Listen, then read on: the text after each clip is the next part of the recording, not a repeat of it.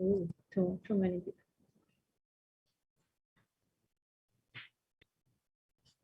Okay, when you are finished, please give me the paper back so I can add all these people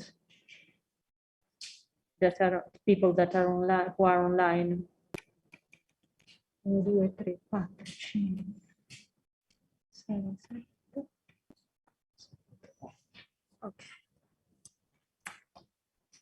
So, okay, so this module will focus on 3 specific subjects which have to do with public finance and which have to do with health also. So the first one is,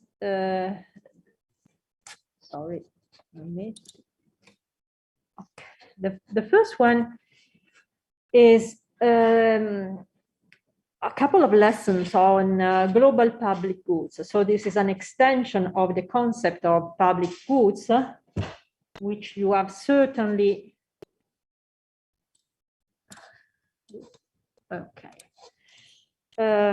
deeply examined with Professor Fedeli. And then we will switch to a different concept, okay, which is a focus on fiscal federalism and the health systems. And a final small group of lessons will concern public-private partnerships, which are one of the most commonly used means to provide healthcare services. I will have a Moodle page for this course that you will be able to access, I think, quite easily. This is the ID number of the course. And I will put there all the materials I use in this course. So first, the slides I employ during the lessons, and then the papers of the reading list, okay? I will also employ a couple of chapters from Follander, the same book that Professor Fedeli has already indicated as one of the references, but only one or two chapters. Do you employ Follands and others with in other courses? No, only this one. Okay. Okay, and then our reading list. Okay, so please do not make reference only to the slides, because it's not enough. Okay, it's not enough. Also, I tend to extend the content of my slides, so there is quite a lot of material in the slides, in these files. So it's better. It's really better if you go to the reading list and download the papers and read them. Okay. So we start with global public goods. So this is an extension of the concept of public goods, an extension which widens the meaning and the significance of these goods that you have already studied, and that you have already studied, but only with reference to a single country. So within the geographic extension of a nation, of a country, okay? So you have seen the problems of provision, of under-provision within a country, okay? But there are quite broad range of problems that cannot be solved at domestic level and that need a global or at least multi-level or regional response. So there are a number of problems that you cannot deal with at the domestic level within the boundaries of a nation country, but these are problems that need cooperation and coordination at the international level. Okay. So, but first, let me revise briefly what public goods are. Okay. public goods are among the issues, the main issues that call for the government intervention. Why? Because of the characteristics of these goods that are different from the characteristics of private goods, and that make it nearly impossible the production by the market, the autonomous production by the market. So the market fails. This is one of the cases, one of the many cases in which the market fails. You know that the market fails. So the first theorem of the welfare economics, so that, do you know what the first theorem of the welfare economics is? No? So please, if I speak of something that you do not know, please raise your hand and ask a question. So the first theorem of the welfare economics states that any market equilibrium is an optimum, a Pareto optimum equilibrium. Okay, is that okay? Do you know what Pareto optimum is? Okay. Yeah. So the first theorem of the welfare economics states that any market equilibrium is a Pareto optimum. But the conditions, the hypotheses of these theorems are rather strict. So you require a number of conditions that I'm not going to go through now. But in any case, the theorem holds true only if you have to do with private goods. Okay, so only in the case of private goods, goods that the market can freely and autonomously provide. This system, this result is no more true in a number of cases. So, for example, when you have imperfect competition, monopoly, for example, or when you have externalities, both positive and negative externalities, okay? And when you have this kind of specific, particular kind of goods, which we call public goods, public goods.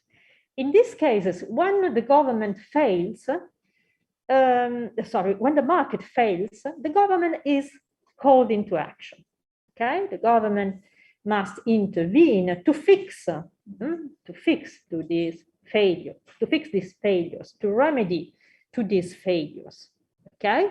And the government, so it's called, for example, to correct the market mechanism, so to, for example, internalize the externalities, or to improve the conditions of market competition, so to destroy the monopoly, the case in case you have one single firms that is providing all the entire amount of goods. So you have to destroy the monopolistic power of your oligopolistic power. And another case for market intervention, that is all that we can include among this action to fix the market, is the provision of public goods. Okay? What are public goods? Public goods were introduced by Samuelson in 1954 as goods that are different from the normal private goods. This paper gave rise to a broader discussion and to the developments of a number of a series of other papers trying to better understand the nature of the different goods that are provided both by the state and by private firms. So why are public goods different from public goods? Because while a private good is, for example, a book, a pen, a bottle of water, is a rival in consumption, meaning that if one consumer is consuming the good, nobody else can consume it at the same time. There are a number of goods that can be consumed simultaneously. For example,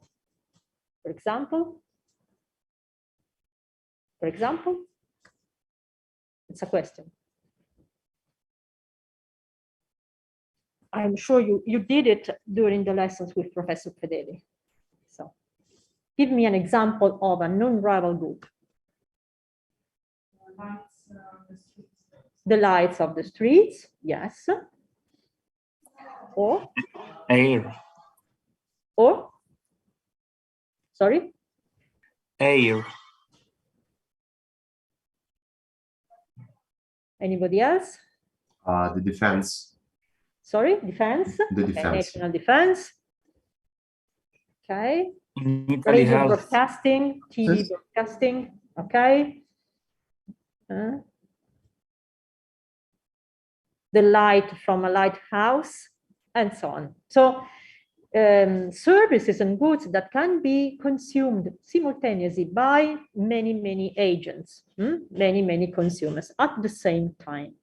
And adding one more consumer has no cost. So the marginal cost of adding another person who turns on the radio and listens to a music program has no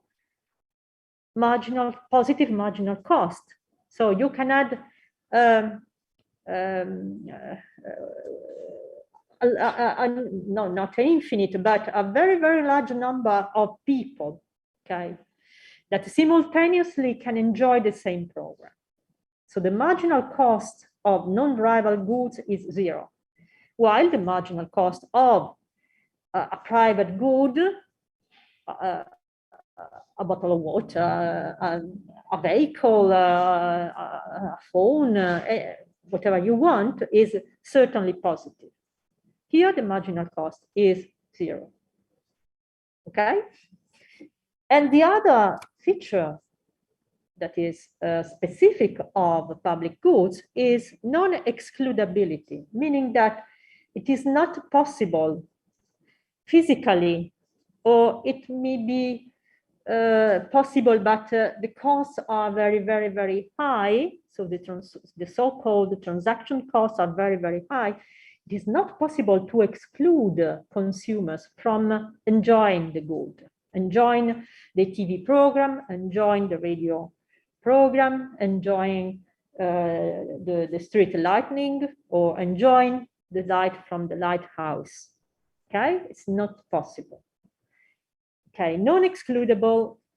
So these public goods are both non-rival and non-excludable. Okay. So obviously, it's not so clear whether a good belongs to, is a public good or not, because goods are not provided in a vacuum, okay?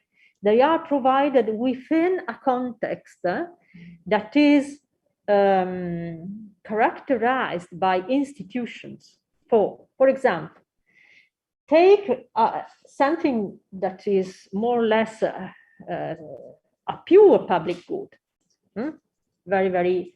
It's very easy to understand how knowledge, okay, scientific knowledge is in principle not rival. So you can, you and all the other people in this class and all the other people in other classrooms can read the same scientific paper at the same time, okay, without, and the consumption of each individual is the same. And these individuals can download, can access the paper freely. So can access scientific knowledge freely. So knowledge is in principle non-rival and non-excludable, but this is only in principle. But if you create, if the institutional setting of the country allows the writers to benefit from a copyright law, okay? This makes the good no more freely accessible, okay? The good cannot be anymore be freely downloaded, okay? So a good that has in principle the characteristics of a public good can be made under certain condition no more excludable, no more freely accessible, okay? The same for another well-known example is the common grazing lands around a village, lands that are used for pasture, where herdsmen bring their cattle. Okay, in principle, this is a common pool good. But if you accept, or if the institution of the country allow some herdsmen or some other people, okay, to put fences around the land, they can exclude other herdsmen and their cattle. So again, institutions shape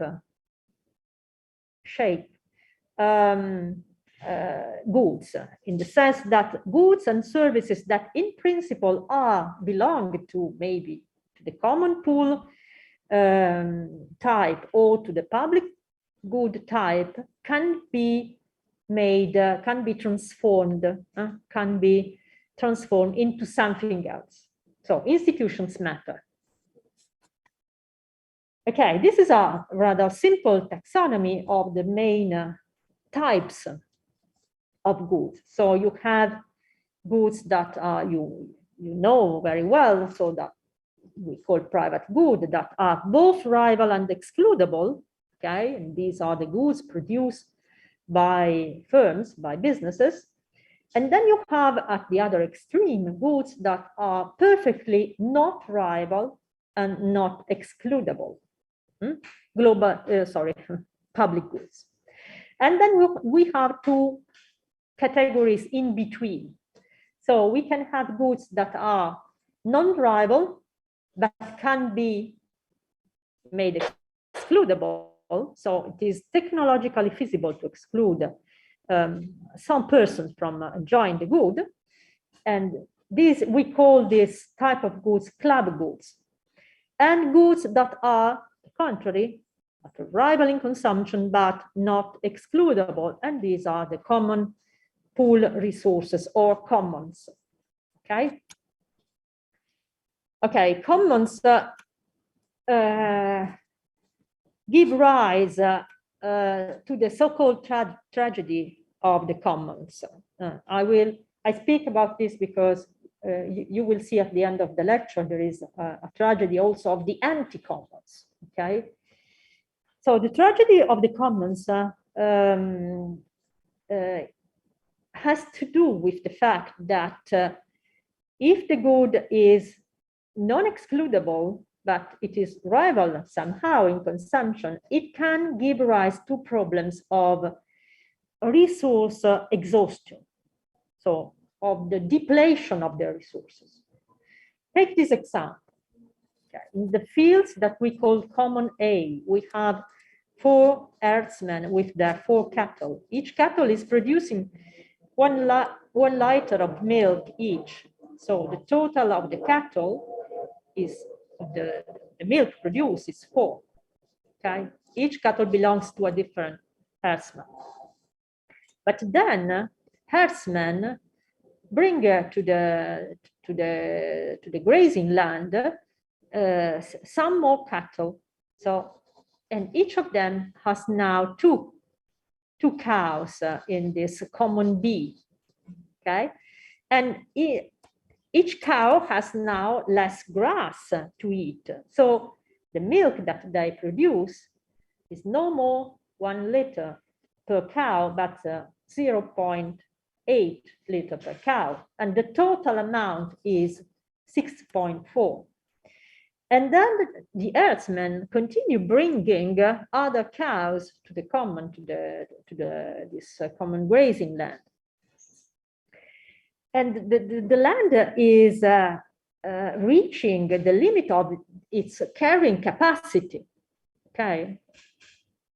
And as you see now, each herdsman has 3 cows, and each cow has less grass to eat. So the milk they produce is 0.5, and the total amount is 6. So the total amount is decreasing. So the productivity of each cow and the global productivity is decreasing because the land is reaching its carrying capacity. Okay, this is one example, a classic example of the so-called tragedy of the commons. These goods that are not excludable but rival, and that can give rise to problems of resource exhaustion, congestion, and resource exhaustion. The same holds true for the stock of fish. Okay. So what happens with public? What's the problem with public goods? Why do they require the government intervention to fix the problem? Because in presence of public goods, the market is not able to provide the socially optimum quantity. Maybe the market provides some of the goods, but not enough to satisfy the social needs, okay, the needs of the society. What are the problems? The problem is that as the good is not rival, the marginal